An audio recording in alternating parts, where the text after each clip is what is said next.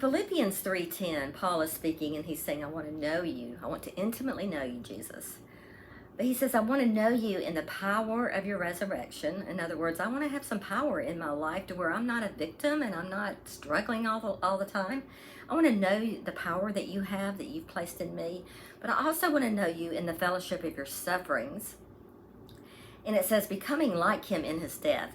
Those last few words kind of jumped out at me a few minutes ago when I did the last video, and I'm thinking, becoming like him in his death.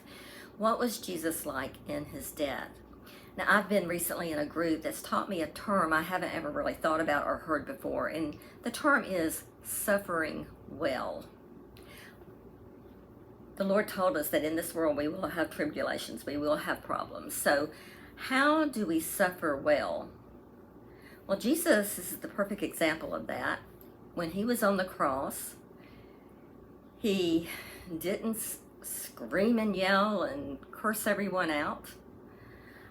He didn't cower in fear.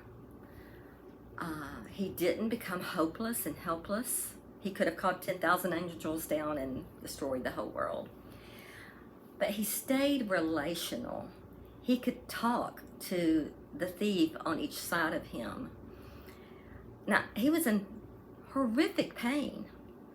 And so this was not easy to do. And yes, we can say, well, he was God. Yeah, he was fully God, but he was also fully man.